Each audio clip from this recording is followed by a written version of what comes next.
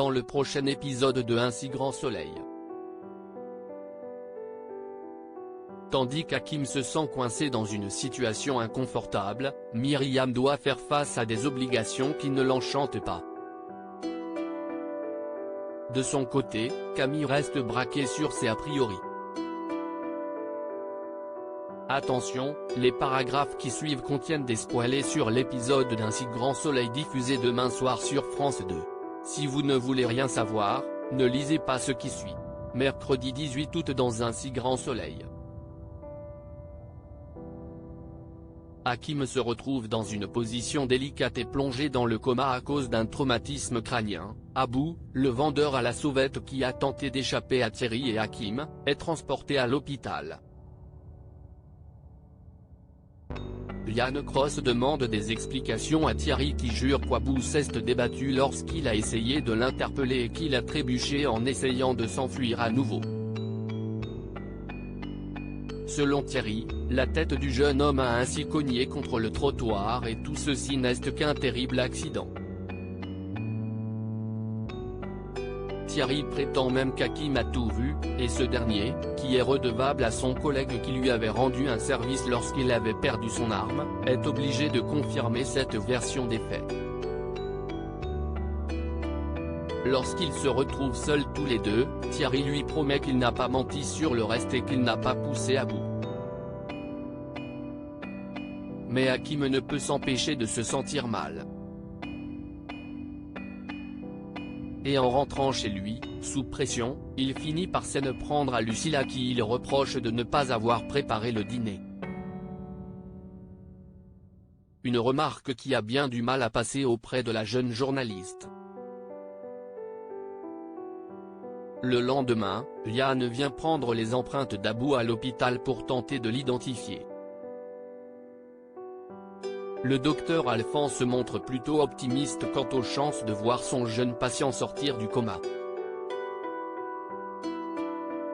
Mais Alain est formel, étant donné le traumatisme subi par le jeune homme et toutes les contusions qu'il a sur le corps, la chute d'Abou ne peut pas être accidentelle. Plus tard, au commissariat, Hakim demande des nouvelles d'Abou à Liane et ce dernier trouve qu'Hakim est très concerné par le sort du jeune homme. Liane semble trouver cela suspect. Mais Hakim assure qu'il est tout simplement sous le choc de cette interpellation qui a mal tourné. Le commissaire Becker, quant à lui, convoque Thierry Valois dans son bureau. Le policier maintient sa version des faits au sujet de la chute d'Abou. Becker lui annonce qu'il va devoir saisir l'IGPN, comme l'exige la procédure. Ce qui ne dérange pas Thierry qui jure qu'il a fait son boulot et qu'il n'a rien à cacher. En attendant les conclusions de l'enquête, Valois va cependant devoir s'abstenir d'aller sur le terrain et s'en tenir à des tâches administratives. Liane informe ensuite Becker qu'il a avancé dans l'identification d'Abou grâce à ses empreintes. Celles-ci matchent avec les empreintes de plusieurs sans-papiers qui ont été fichés à quelques mois d'intervalle. Ce qui signifie qu'il change d'identité à chaque interpellation. Liane explique à son supérieur qu'Abou a été arrêté 3 fois, sous des noms de famille et des nationalités différentes, et condamné à chaque fois à quitter le territoire. Mais un détail étonne Liane, à chaque arrestation, il n'a jamais été fait mention d'une quelconque rébellion de la part d'Abou. Becker comprend qu'il pense que Valois s'est mal comporté et qu'il a peut-être été violent durant l'arrestation. Liane n'a pas envie d'accabler son collègue sans preuve, mais il admet qu'il a trouvé Hakim très bizarre quand il lui a parlé de cette affaire.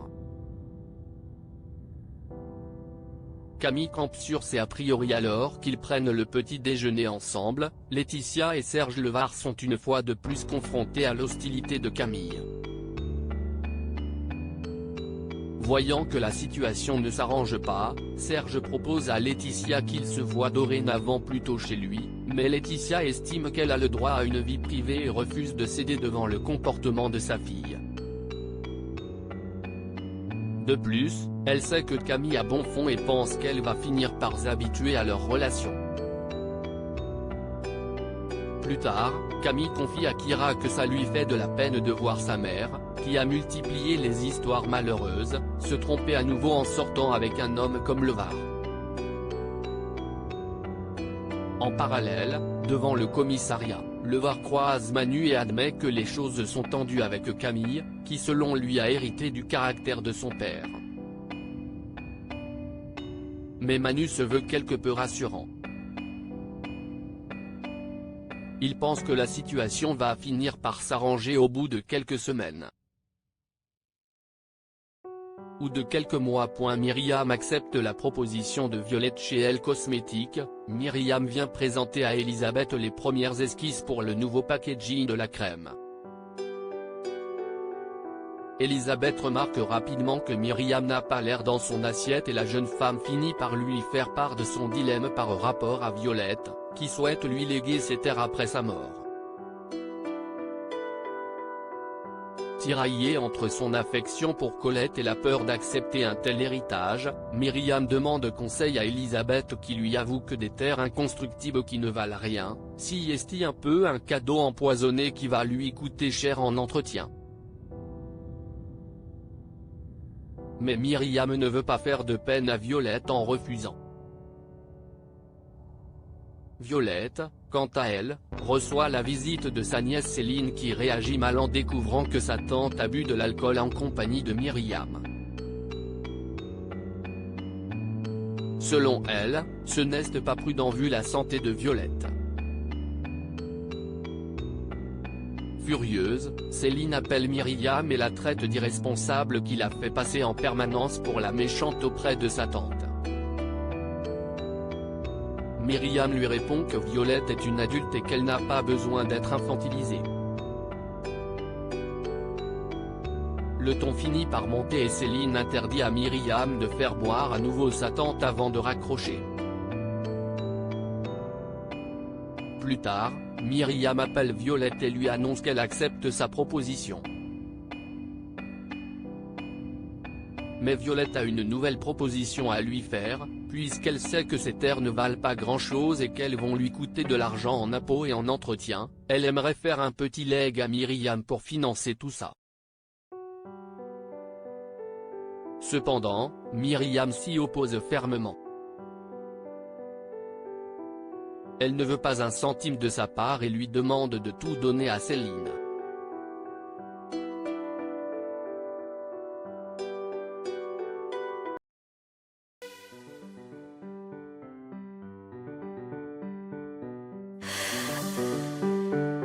The man I love just had